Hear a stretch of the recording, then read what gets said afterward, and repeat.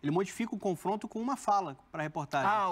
O Maracanã vai virar um inferno. Luta de pênaltis contra o Corinthians na Copa do Brasil. Quando ele faz o pênalti, ele levanta o Maracanã. A torcida do Flamengo tava meio... Ele é um símbolo. É isso, cara. Derrotada ali, ele levantou o Maracanã. É que hoje, para os três lados, é uma negociação complicada, né? Para os três lados.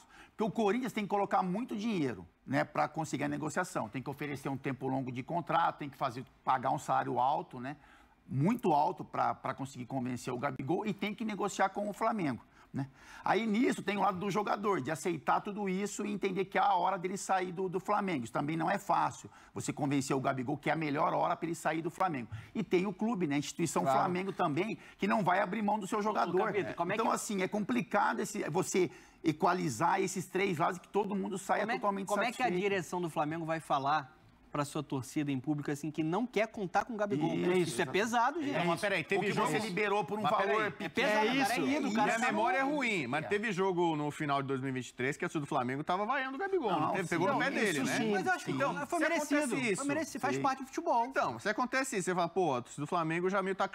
E tem flamenguista que, claro, é eternamente grato ao Gabigol pelo que ele já fez, mas ao mesmo tempo cobra ele, Sim, ele não tá entregando. Mas eu acho que a posição do Gabigol é terceirizar essa responsabilidade, ou pro clube ou pra torcida. Meu tempo acabou, eu acho que ele não vai dar o primeiro passo, entendeu?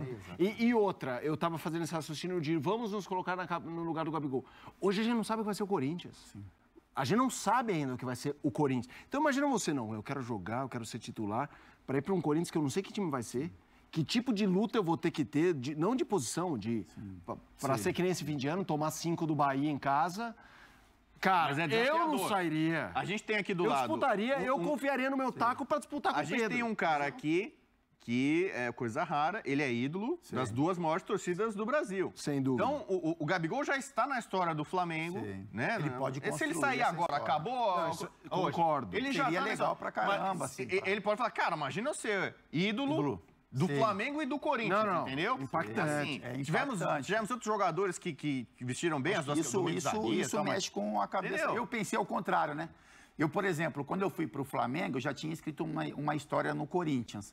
E uma das possibilidades que passou na minha cabeça era justamente essa, assim, de, poxa, o que bacana, né? Você vestir a camisa das duas maiores torcidas do Brasil. Enfim, mesmo o Flamengo vivendo um momento que era complicado, né, quando eu cheguei no Flamengo. Então, isso eu acho que pode motivar o Gabigol, eu acho que passa na cabeça, assim, a hora que se encerrar esse ciclo no Flamengo, seria interessante para o Gabigol vestir a camisa do Corinthians, tentar escrever uma nova história. É uma história que são páginas escritas novamente, né, porque assim, o que ele fez no Flamengo vai ser deixado para trás. Até porque ele vai ser muito cobrado no Corinthians, por exemplo, pelo que ele fez em 2019, né? Você olhando para aquele Gabigol e entendendo que ele pode fazer isso também, vestindo a camisa do Corinthians. Mas é uma movimentação para o atleta muito interessante. E para o Corinthians também. Se o negócio der certo, vamos supor que num futuro próximo realmente o presidente consiga essa contratação, eu acho que é um recado bem bacana para o Corinthians, para o corintiano, de que realmente o Corinthians quer montar um time forte, o Corinthians está interessado em voltar a vencer competições, né, de se tornar uma das potências do Brasil. Mas, assim, eu continuo achando que é uma negociação, no momento, um pouco mais complicada do que parece. O Augusto Melo, ele falou que vai contratar muitos jogadores, vai contratar um time, praticamente, né? Ele já se desfez de vários atletas, já fez alguns reforços. Eu até, por exemplo, o Rodrigo Garro acho que é um bom reforço, pelo que eu vi do jogador, conhece o jogador, é um bom reforço. Mas não é um cara de nome de impacto no mercado. O Corinthians contratou lá o Palácios, Rodrigo Garro, né, Hugo e tal. São jogadores importantes, não tinha lateral esquerdo nenhum, Ranieri e tal. Mas nenhum jogador até agora é o cara que vai mudar o Corinthians de patamar. O Corinthians agora é outro, vai brigar, vai acabar com a farra do Palmeiras. Esse nome. O Gabigol é o único nome, acho que está sendo ventilado até agora no Corinthians. Seria o símbolo do projeto e talvez de uma nova era pro Corinthians. A gente lembra quando o Palmeiras teve essa nova era. Palmeiras em 2014 quase é rebaixado. O Palmeiras não é rebaixado por conta do Santos e Vitória lá. O Santos acaba segurando Vitória lá. O Palmeiras não faz a parte dele, o Palmeiras continua na primeira divisão. Chega pro ano seguinte, o Alexandre Matos contrata de baseada, muda o Palmeiras do avesso e vai lá dar a cartada no Dudu. O Dudu estava sendo negociado com o Corinthians, depois com o São Paulo, estava quase vindo para São Paulo. Até, se não me engano, ele brinca, ele fala que quem pagou a passagem dele para São Paulo foi a diretoria do Corinthians. Ele veio para São Paulo, ele fala isso, assinar com o Corinthians. Né? E aí o Alexandre Matos com o Palmeiras deu um chapéu no Corinthians e no São Paulo. E ali foi um sinal, olha, a fase do Palmeiras de perdedor, de lutar de cair, lutar contra a queda, acabou. Agora no mercado a gente é forte. É uma manifestação de força. Foi uma manifestação. Então, assim, talvez o Gabigol seja esse Dudu que era o Palmeiras ali, mostrando, olha, agora mudou o cenário. O Palmeiras agora ele é predador no mercado. A gente vai chegar forte. Pode ser, a contratação do Gabigol, né, nesse momento, talvez signifique isso pro Corinthians. Um ponto que o Bubu trouxe e o Capita também, a gente sempre criticou muito aqui a diretoria do Flamengo no ano passado, né, por tudo que aconteceu. Mas eu acho que nesse sentido de negociação com jogadores que são importantes na história do Flamengo, eu acho que eles têm acertado e acertaram com a questão do Everton Ribeiro. Porque a torcida cobra tanto uma renovação que tem que ser feita, não dá para você ficar refém por tudo que o jogador fez e merece muito uma valorização lá no passado. O Flamengo quis ficar com o Everton Ribeiro, mas na ótica do clube, não ficando refém do jogador, do que o jogador quer, só 1 ano de contrato. Você tem uma idade um pouco mais avançada, a parte física, 1 ano de contrato, mais para frente a gente conversa. Se estiver rendendo, fica de novo. E eu acho que a mesma coisa o Flamengo está fazendo com o Gabigol.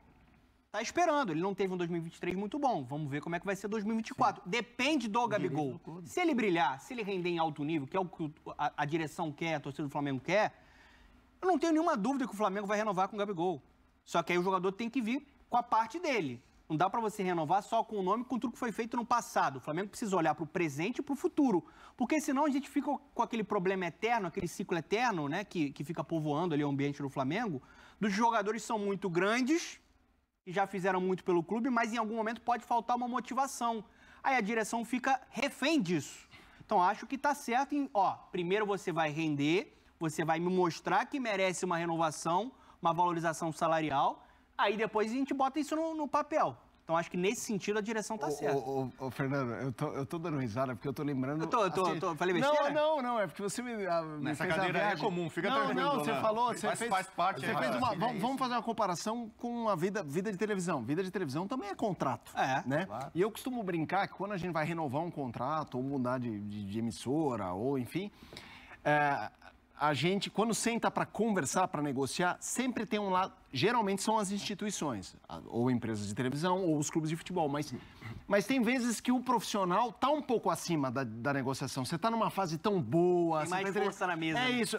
Eu sempre brinco, qual lado da mesa está mais forte? Gente, o Flamengo hoje, em relação a qualquer coisa, é o lado mais forte do que virou uma engrenagem, um rolo compressor, que pode ser todos esses jogadores históricos, nenhum é insubstituível. Então eles estão se colocando como eles devem ser. Então nisso eu concordo, eles estão certos. Mas ao mesmo tempo, o que eu estou achando correto é sem ser arrogante, desrespeitando, claro, ou você renova, ou vaza, mané. Não. Então nesse aspecto, eu acho que o Flamengo está fazendo certo. É porque não dá para você fazer futebol só com a gratidão, né? É isso. Você tem que ter um rendimento, porque a cobrança depois vai para a direção, vai para a comissão técnica, vai para o jogador. Você tem que ter uma gratidão, óbvio, na questão passional do torcedor.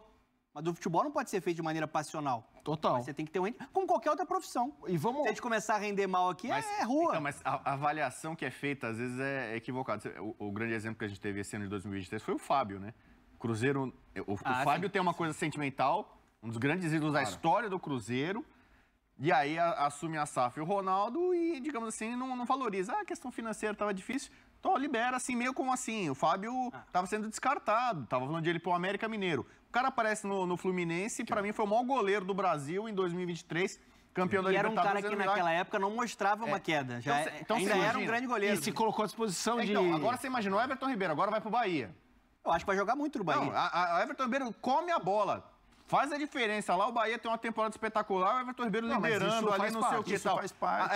Aí alguém vai falar, poxa, e especialmente se o Flamengo não tiver muito bem, tiver dificuldade, alguém vai falar, caramba, cara, perdemos o Everton Ribeiro, mas eu não acho, jogando pra caramba. Eu entendo a torcida ser assim, mas a gente também é muito, porque o meu ponto de vista é, o jogador começa a ficar com a idade um pouco avançada, contratos longos são perigosos. E o Flamengo eu entendo a torcida falar isso, mas, cara, precisa ser uma equação. Por um ano. Precisa ser uma equação assim. O Everton Ribeiro precisa fazer o Bahia, voar sozinho. E o Flamengo patina muito, e os meias não jogarem e tal, porque eu entendo, mas quando eu falo que eu entendo o Flamengo, não é porque eu acho que o Everton Ribeiro não tinha que ter, eu acho que ele teria para queimar. Só que eu acho que era um ano, e depois a gente vê o que faz. Mas